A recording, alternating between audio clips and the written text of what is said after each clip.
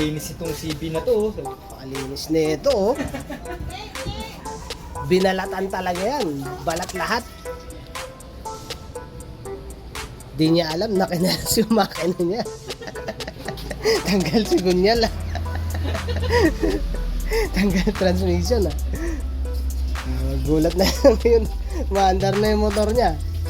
Pakita lang natin tong walang ka-carbon, ha. Baka ayaw mo pa yan, ha. Bagong valve seal yan, ha.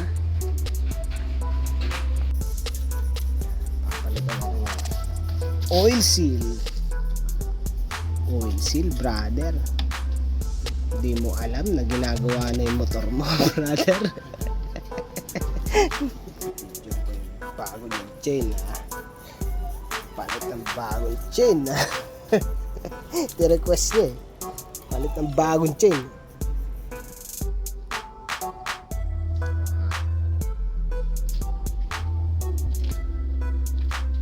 Pinturado ng ng cast iron tsaka ng top coat.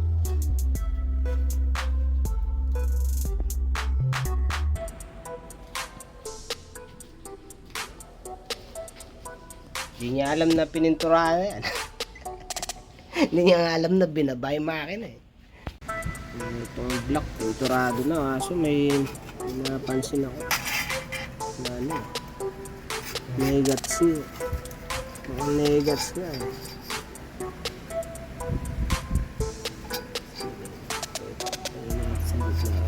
Pantay na gitna, eh.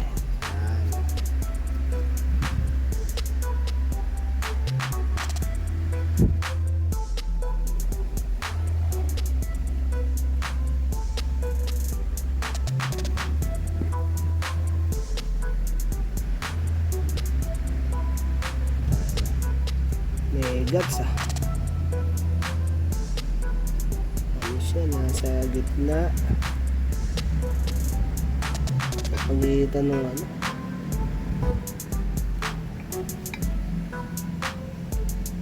dito sa dulo. Hindi lubog yung lubog yung gitna.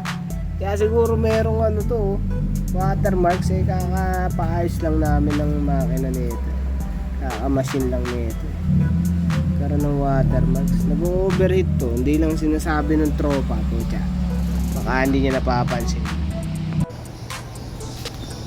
Ito na nga, yung block natin, warp. Kaya pinamachine ko pa. Tapos to yung nakuha niyang surplus kay, LTC. Kailangan dugtungan ko to kasi pinareplace ko yung block, eh.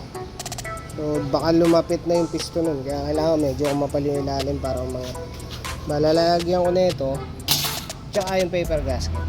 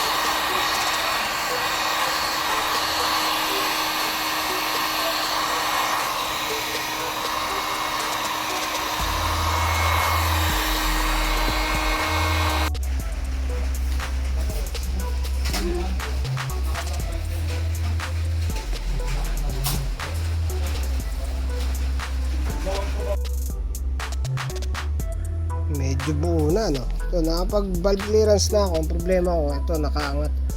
Sobra haba niya, hindi ko na maibaon eh. May goma din to eh, itong tensioner na to. May goma siya sa dulo, medyo makapal. Kailangan ko ikabit yan para may set ko yung timing para makapag valve clearance. Kasi yun, natapos ko naman na. Ang problema ko ngayon, itong mga to. Sira yung thread, ang putik. Ayaw makita. Isa, tsaka to. Dalawa, hanip. Dalawa, re-referin ko easy lang yan, easy. Putik. Ito ang hard. Bullshit. So ito yung ginawa kong tinred ko yung aluminum dito, bolt straight to na tube yan, ay shaft. Tapos nilagyan ko lang ng maliit kasi tabas na to dati pa sayang naman, kaya dito ko na lang ito na lang ginamit ko. Tapos tinabas ko umabot dyan yung diameter, tapos niretread lang. Tinredan lang pala. Tapos ito na, M8 pala yung ginawa ko, no? So bubutasin ko to, tapos thread ko naman ng sasaktong yan, M8 1.25. Tapos saka ko siya bubutasin ulit, titreadan ko naman ng M6 para stock. So ito, pagkatapos kong threadan ng malaki, M8 na yan M8, pasok ko na tong machine, right? Tapos sasagad ko yan dun. Hindi ko nalalagyan ng pandikit. Ang gagawin ko, dito na ako maglalak sa gilid. Bubutasin ko yan, tapos tataniman ko rin ng siguro aluminum o kaya tanso. Tapos i-flat ko to. Kung na-flat ko na siya, saka ko siya bubutasin ulit para matreadan naman ng M6 para original pa rin. Ayan, para tanga na, no? Ito kasi marami ako nito ayan na ginamit ko. Basta puputulin ko na lang yung mga yan, tatabasin ko. Saka ko siya tetreadan ng M6. Hinihingal na ako sa pagod. Irihan ng irihan Okay, sana napasaya kita dito. Masyado makintag. Makita yung thread.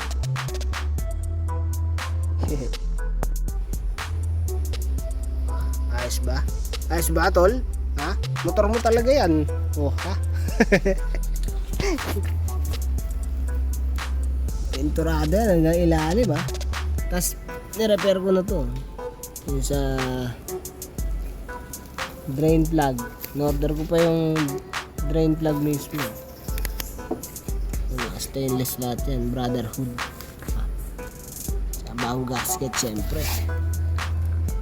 Lahat yan, si Monay naglinis niyan. Super linis yan, ha? So, para maniwala ka, ito si Monay. Okay. Mothers, ha? Minathers, ha? Kintaban na naman yan.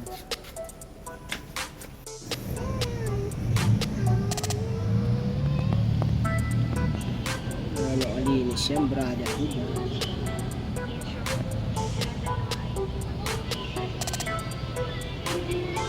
Very linis yan. So, dos, ito, dumating na yung bago mong drain plug. Ganda, no?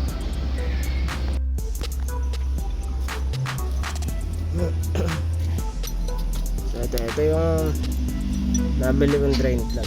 Yan, 17 pa rin. 17 pa rin siya. Tsaka may magnet.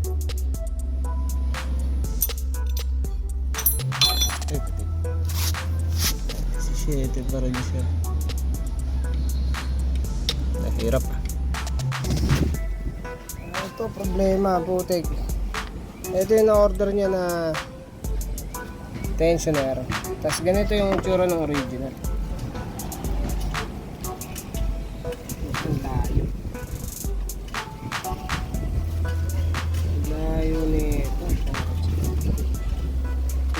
dito. Hindi ko alam kung pwede tanggalin itong goma. Papakita ko lang yung linis. Alright. Linis.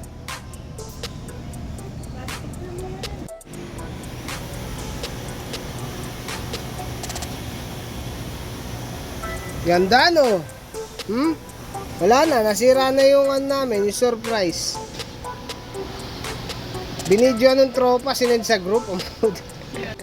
Buset. Antinor eh. Hindi, pakita ko na lang yung Zingpo, pucha. Pakita ko na lang yung mga tornilyo pinalitan. Yung mga clamp, di ko mapinturahan eh. Bagong harness ulit yan, binago ulit yung harness. I-repair na yung mga So, dito nga tayo sa kabila. Kailan nagulo tuloy yung surprise eh. Bagong harness na ulit yun. Whoop. Whoop, hindi pa tapos eh. Harapan.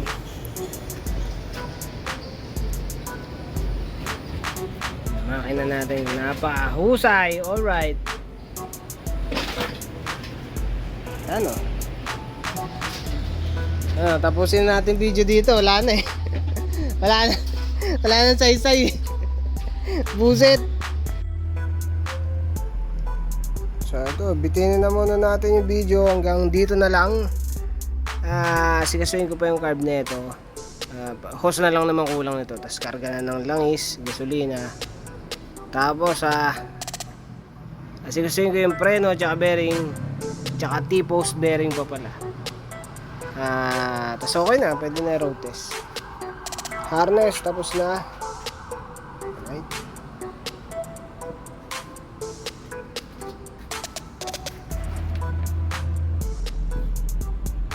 Yan lang, carb na lang. Putik. Gumagana na lahat. Start. Masubukan ba yung start? Nakapatay yung sa starter. Hindi pa nakakabit yung sa starter motor. Headlight. Ano ba to? Ay, nakapatay pala. Ito, hazard. Gumagana. Left. Left. Right. Yun.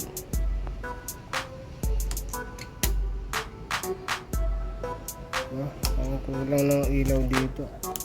Pundi siguro. Baka pundi itong ilaw dito. Busina, wala tayong busina. Baka nakapatay pa. May driving light. Okay. O yun. Konti na lang. Putik.